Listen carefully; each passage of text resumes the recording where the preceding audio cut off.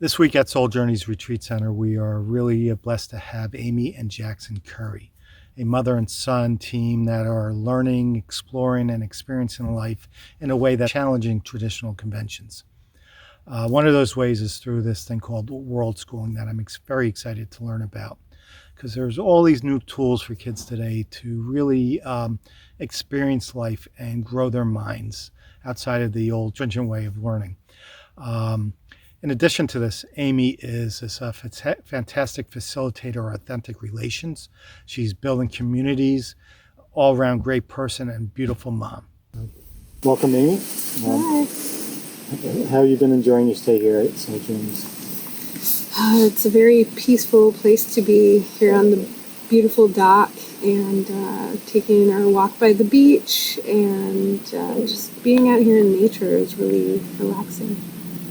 Yeah. So I had mentioned you're doing something called World School. Yes. I come from a traditional group of people that are doing all kinds of untraditional education. I had an ex-wife that was doing a charter school that was all nature-based, and then she went to homeschool. I have friends that do something called unschooling, where they just let their kids learn from their own desires. Can you tell me more about what you and Jackson are doing with World School? With Jackson, he did kindergarten, first grade, and second grade in public school, and we found that really wasn't working well.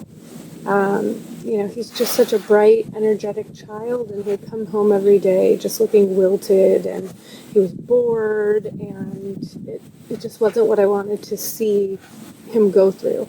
And he's so curious and so smart, and I thought there's got to be a better way. And so we ended up I took him out of school after second grade, and we've been doing a blend of homeschooling. So we'll team up with local homeschool groups and go to their events and things. We'll do online curriculum at times. We'll team up with world schooling groups where we'll go to another country and explore that country with other families who are doing the same thing. And sometimes we do unschooling. So we just kind of, we're trying to figure out our flow.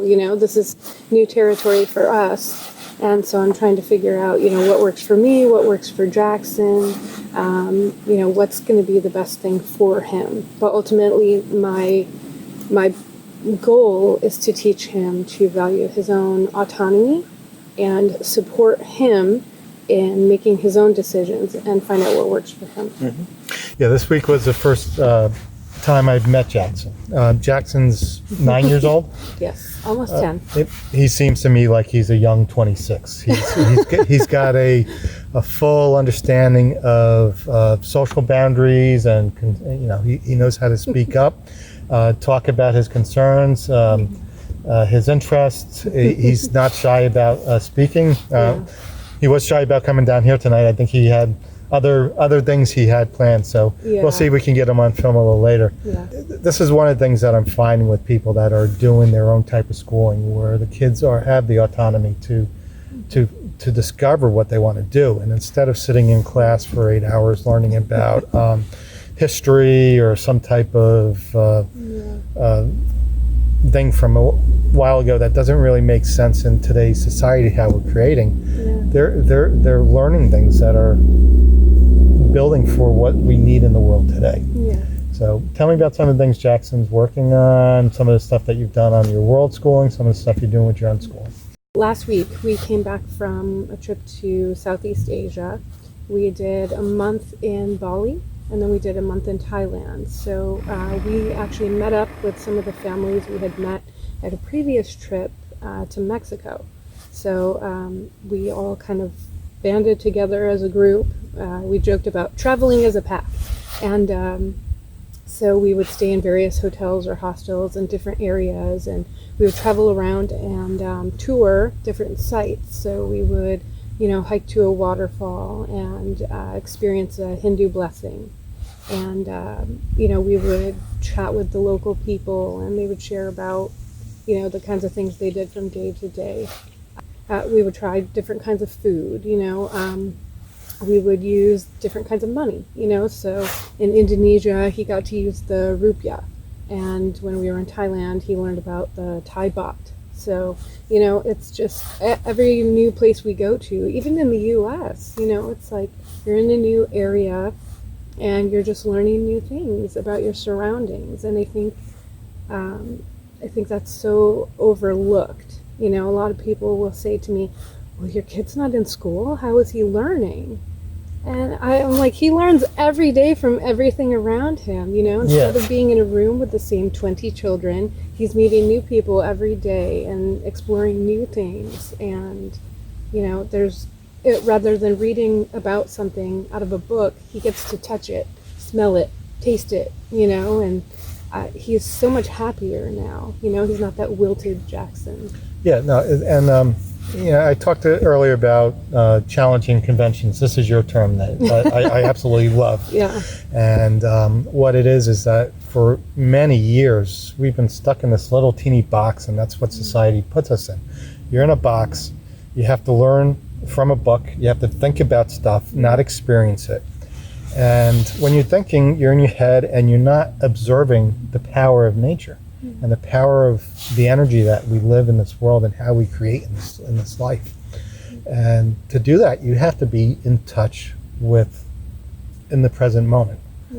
And you miss so much of that living in a school. And when you're out and you're actually experiencing something, that's when you're learning. Because it's in your fingertips, you're feeling it, it's in that moment. I was like thrilled yesterday. We're out on the town and we stopped at a Thai place, and Jackson comes out, immediately knows, I want the klap pao and blah, blah, blah. What 9-year-old knows what's on a Thai menu, right? I thought that was amazing. And part of this whole consciousness that we're coming to is getting away from that societal box that this is what it is to have a family unit, this is what it is to be in a job, this is what it is to go to school. Because the old traditional way of going to school, what I see is you spend 13 years learning how to prepare yourself to work in an industrial job. And all the industrial jobs have gone away. You don't have to work on a factory line for 13 hours anymore. Get up at 6 a.m., get out for school at 6 a.m. Now we're learning how to do new thought-driven internet jobs and thought-provoking jobs that are entrepreneurial. And the entrepreneurial spirit is something that you have as an ingrained thing, but it's also something you need to learn. That it's if you're taught for 13 years that you have to listen and you can't think and you have to do this, then when you get out you can't think, right? But if you're taught that what do you want to learn, what do you want to think about, then you're taught that your wheels are turning, that this is what I want to create. And that's helping people create in life. And getting outside of the box of tradition, there's you're running in various communities, right? So tell me more about your community work and what you're looking to do there. So I always say that there's kind of a trifecta that I'm looking for.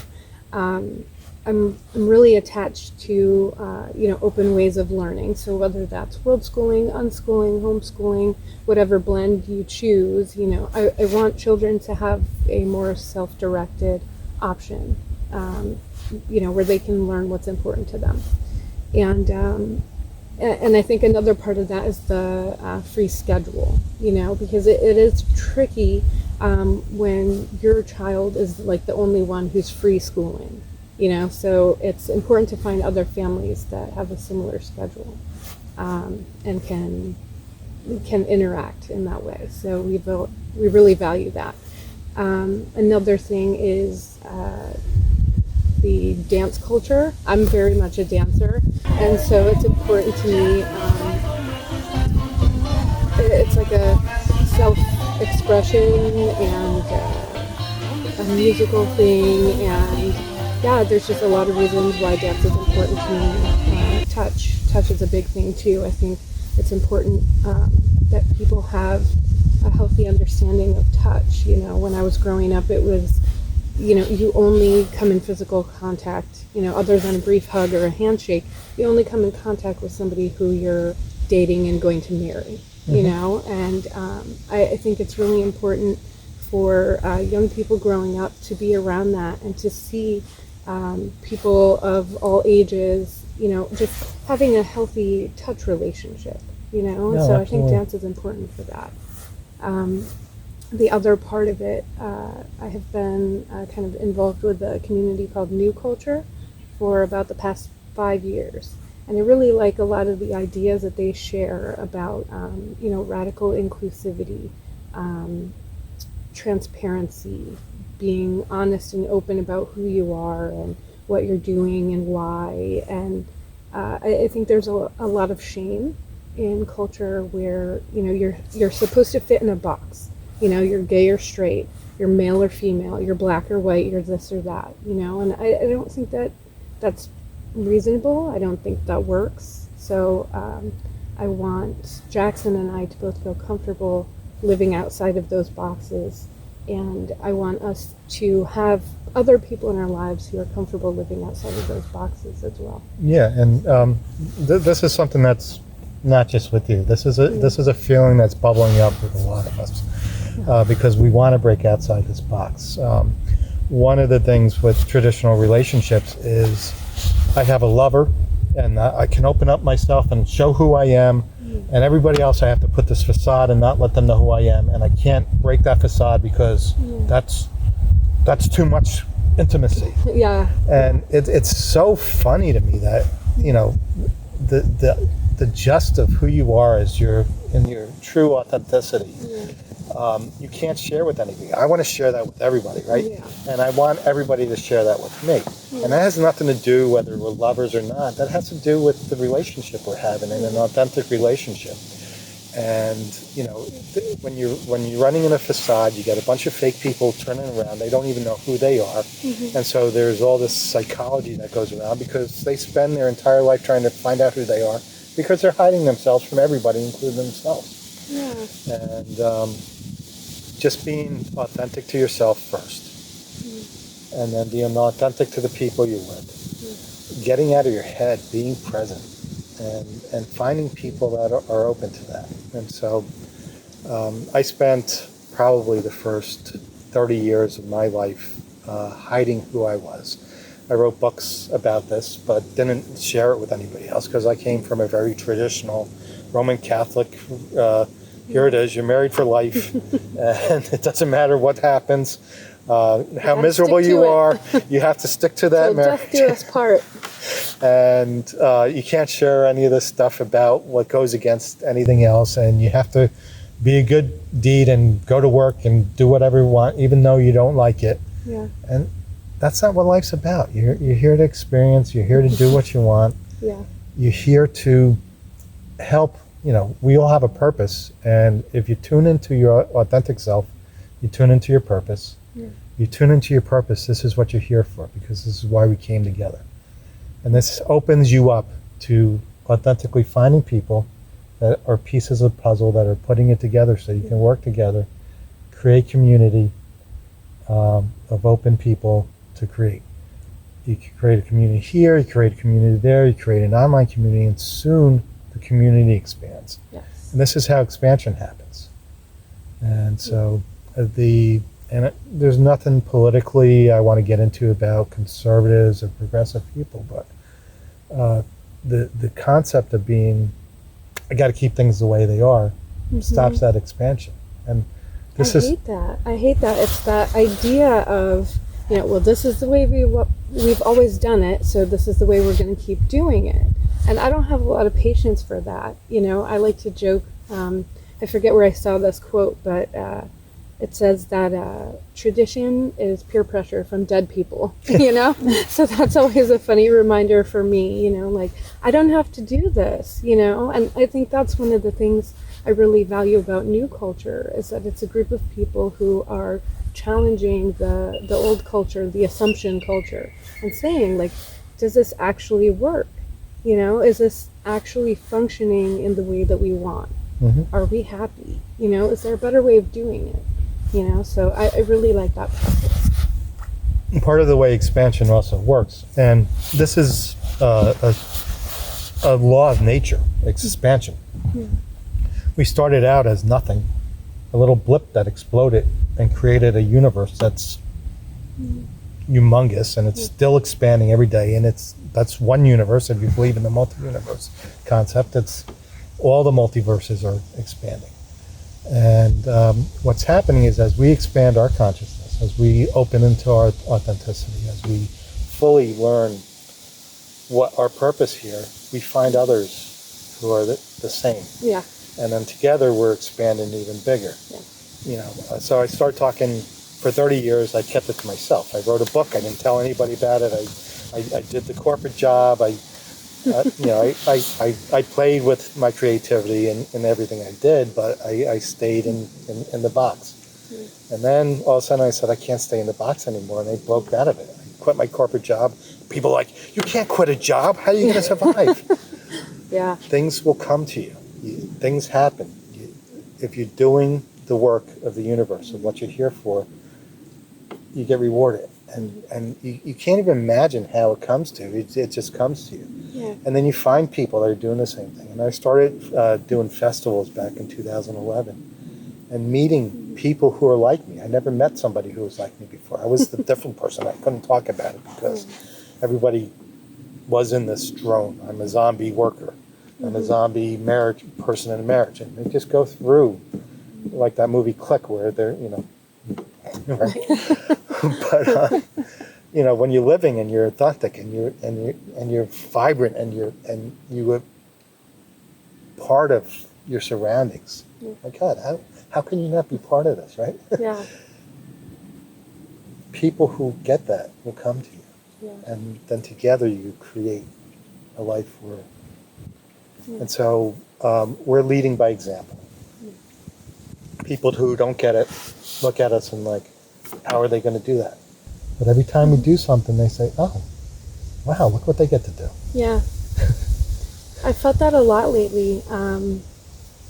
One of the things that has kind of brought in some of my most exciting new friends is as I've been traveling, you always get the question like, oh, are you married? Are you single? Like, what's your deal? And I like to introduce myself as independently owned and operated. Mm-hmm. And Wonderful. so people will ask, well, what does that mean? And I explain that, I'm not a person who's looking to, get into a relationship and settle down. I'm just open, I'm open to whatever happens. So if I meet a nice person, great, we'll see how that goes, but I'm avoiding the relationship escalator. I like to kind of create relationships more piecemeal, like what do I actually enjoy doing with this person? And when I explain, how I go through relationships, I see a lot of people open up like, oh, that sounds great. I want to do that, And so it's interesting as you speak your truth and you really let people know what you're about, you're attracting people who share those interests.